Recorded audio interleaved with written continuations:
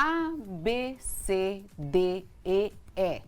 Essas são as letras que nomeiam os diferentes tipos de hepatites virais, uma inflamação do fígado que pode ter diversas causas. E é sobre isso que a gente conversa com a médica hepatologista Juliana Ferreira de Souza. Olá, doutora, bom dia, seja bem-vinda. Bom dia, doutora. Bom dia. Obrigada aí pelo convite, né? Já é um retorno, já falamos uma vez Juliana desse já é de tema, casa, já. mas especialmente a primeira de hepatites virais, né? E vamos ver se hoje a gente expande aí a conversa. Sem dúvida. Doutora, o que acontece quando alguém tem hepatite? Então, a hepatite aguda, né, que é a forma clássica aí, geralmente é a que dá os sintomas. O sintoma clássico que todo mundo sabe, né, é o ficar amarelo, que a gente chama de icterícia, tá? Mas pode dar diversos sintomas: náuseas, vômitos, dor abdominal, cansaço, dores nas juntas. Sintomas semelhantes a um quadro viral, e os específicos é a coloração amarelada e a urina escura. E, doutora Juliana, o que a gente pode falar sobre os diferentes tipos de hepatite e também as diferenças em relação aos sintomas? Então, hepatite é simplesmente uma inflamação do fígado. Ela pode ter diversas causas. As mais comuns são as hepatites virais clássicas, né, que já foi citada aqui no programa.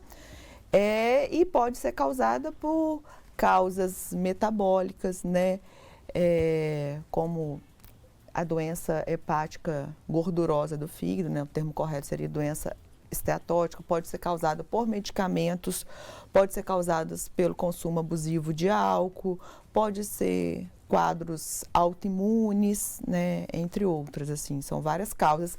Nem sempre a gente consegue, simplesmente pelos sintomas, diferenciar uma causa da outra. Os sintomas podem ser semelhantes. Por exemplo, nos quadros virais, é mais comum a gente ter a febre, ter o cansaço, né? Mas, às vezes, a gente vai requerer exames laboratoriais mesmo para isso, e a história clínica do paciente para saber a causa. Doutora, e como distinguir de outras doenças hepáticas?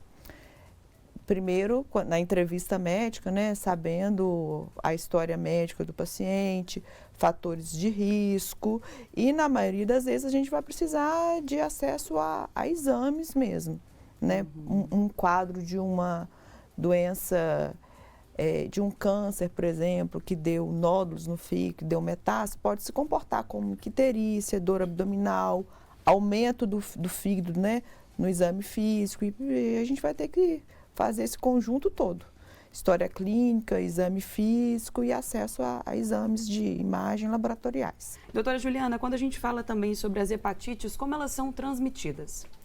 Então, aí depende A lista é longa, né? A lista é longa, depende das hepatites. As hepatites virais, a B e a C, que são as hepatites que podem cronificar, né, e ter uma evolução de uma doença hepática crônica, são transmitidas por relação sexual desprotegida, acidente com materiais pérfuro-cortantes, antigamente, até a década de 90, hemotransfusão, tá?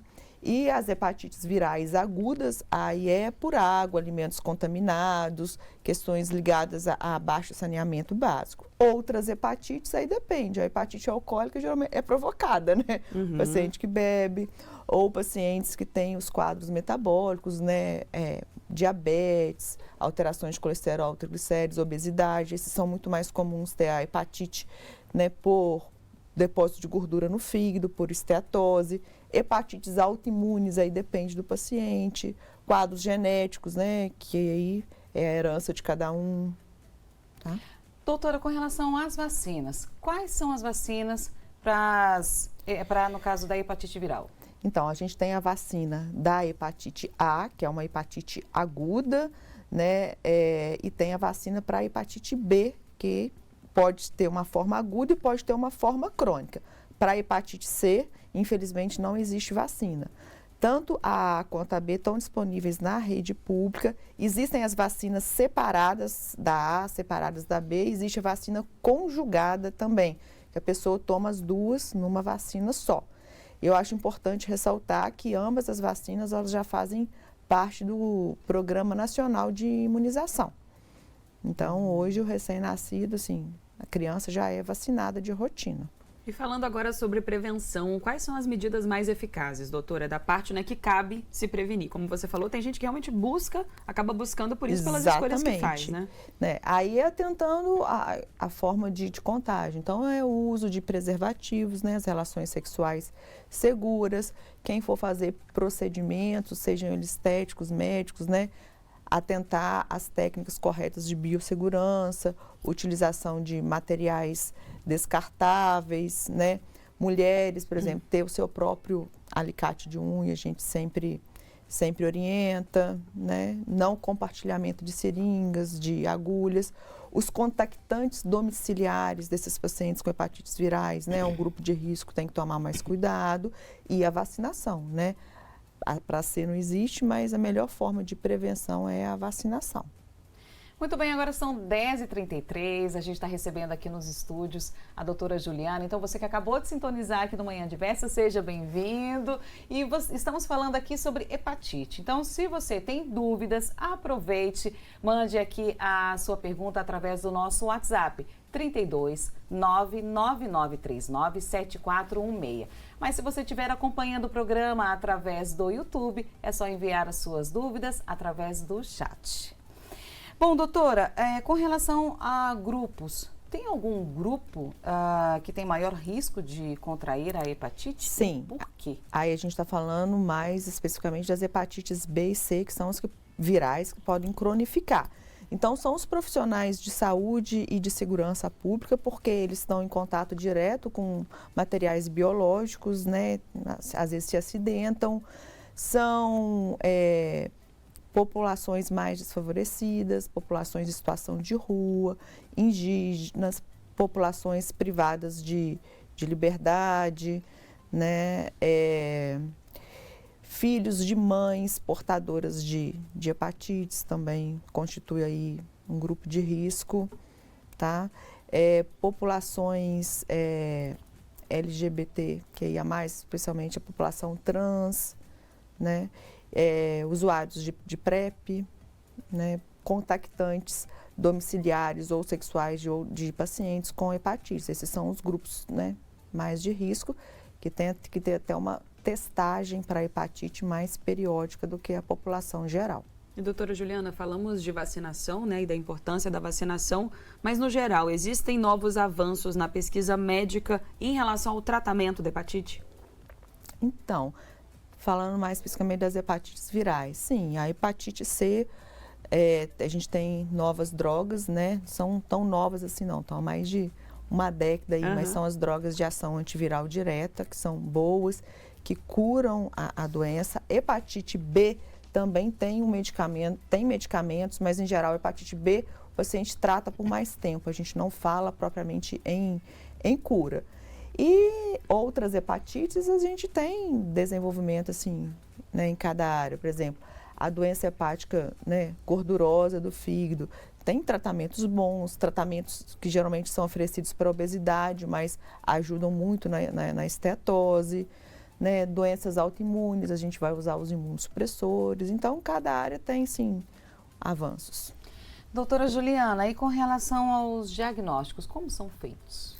Então, os diagnósticos são feitos das hepatites virais, né, podem ter testes rápidos que o paciente faz, uma vez positivos eles são encaminhados, aí são exames de sangue, sorologias ou exames confirmatórios, que é por técnica de PCR, são exames de sangue, né?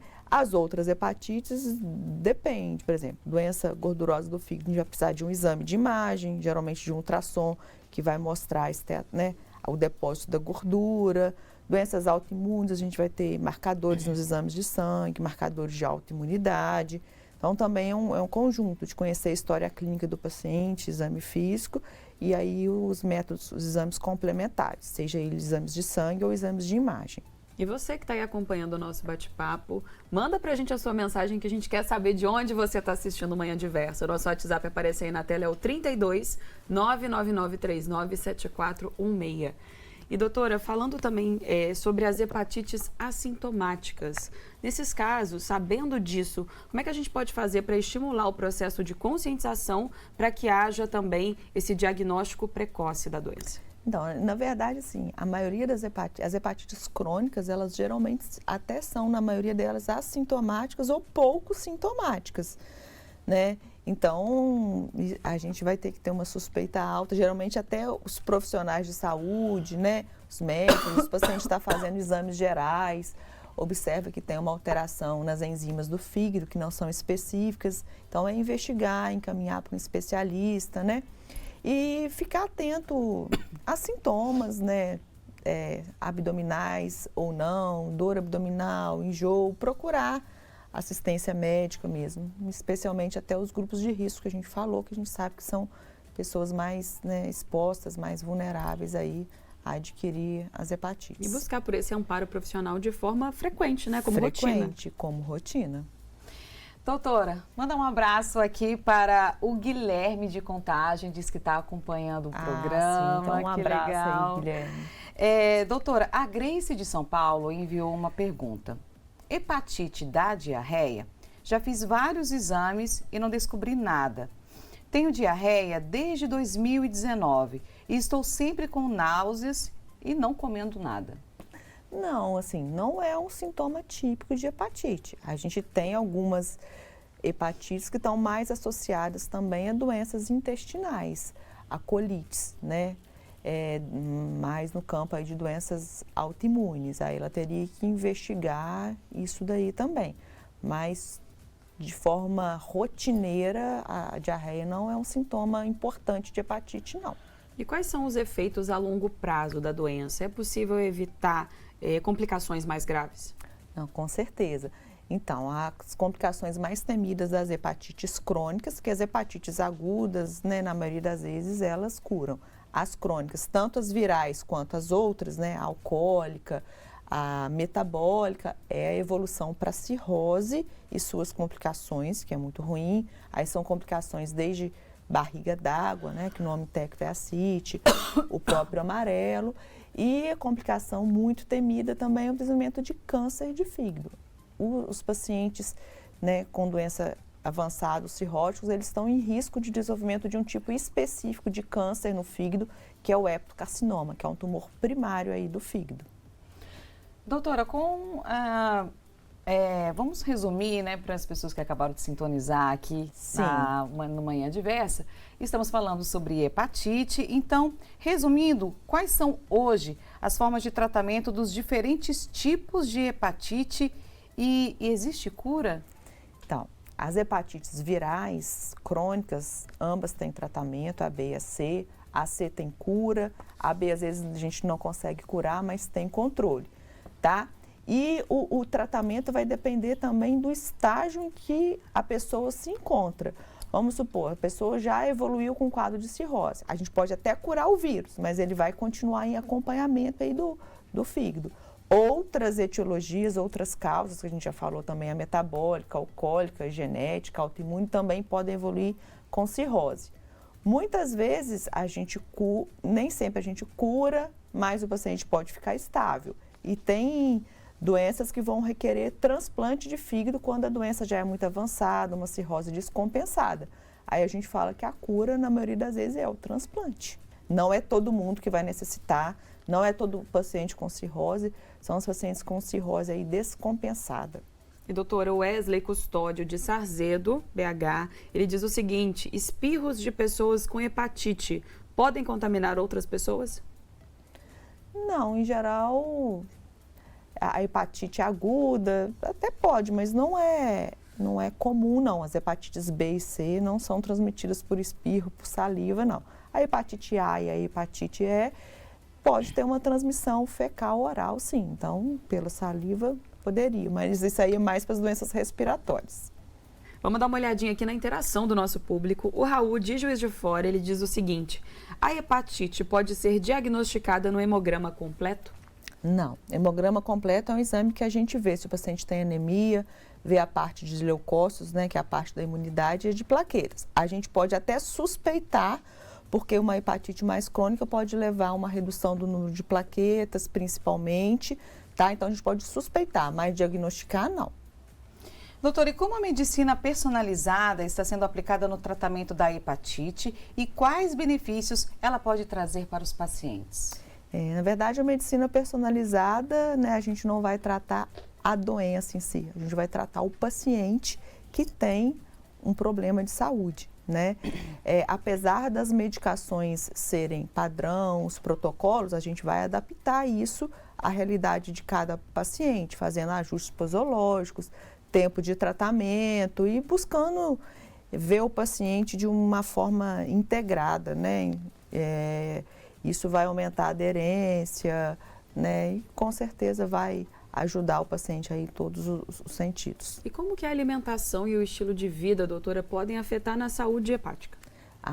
Estão intimamente ligados. Hoje a gente tem um aumento de uma prevalência assim, mundial das doenças esteatóticas do fígado, que é esse depósito aí de gordura. Isso está muito associado a estilo de vida e a doenças como desenvolvimento de diabetes, obesidade, falta de atividade física, né? A questão do etilismo também, do abuso de álcool também está associado. A gente pode falar em estilo de vida também, os pacientes que fazem uso de automedicação, ou seja, de fitoterápicos, de chás para emagrecer. De vez em quando a gente vê na mídia aí um paciente com hepatite associada a esses quadros.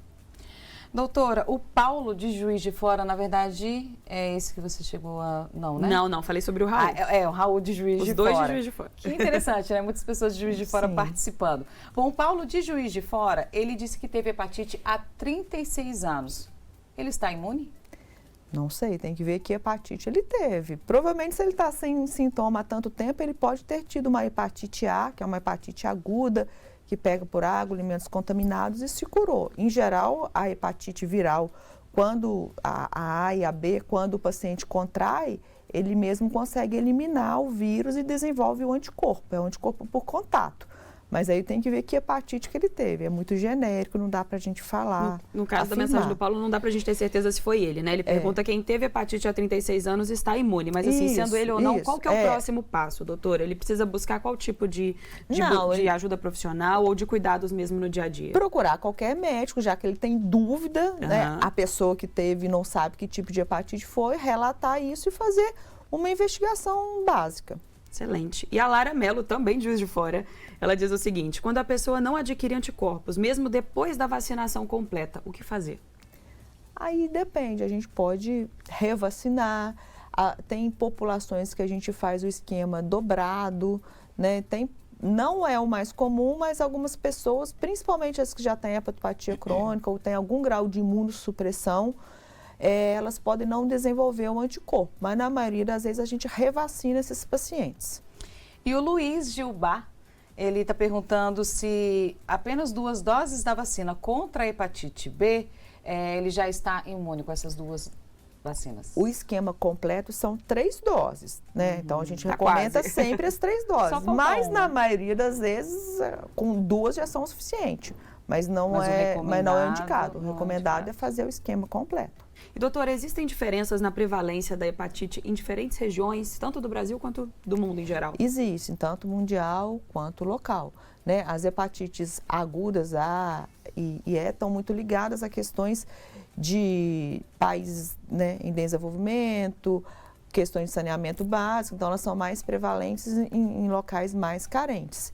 Né, isso tanto mundialmente quanto no Brasil. E as hepatites B e C também têm diferenças. Locais que têm uma cobertura vacinal melhor, geralmente a gente tem uma prevalência menor. Locais mais pobres têm uma prevalência aí maior. Doutora, e o Carlos Roberto, ele não identificou de qual cidade é, ele disse que o exame dele deu alterado, mas ele fez uso de bebida alcoólica 1 dia antes. Então, ele pergunta se pode ter sido a causa do exame, se o fato dele ter bebido pode ter alterado o resultado do exame. Então, também é uma pergunta difícil de responder, porque eu não sei qual exame. Mas, em geral, se não é uma pessoa que tem um consumo rotineiro, uma ingestão na véspera, eu acredito... Depende da quantidade também, depende da quantidade, né, e da frequência. Acredito que uma ingestão não seja o suficiente para alterar o exame, mas aí tem que conversar, né, com a pessoa, ver melhor aí como que é a frequência do consumo e que exame foi esse. E quais são os principais desafios das pessoas que convivem com a doença, com a hepatite, e de que forma a sociedade em geral consegue apoiar? A questão é sempre acesso, né? Acesso no nosso meio é difícil, mas eu acho que vem melhorando, vem aumentando.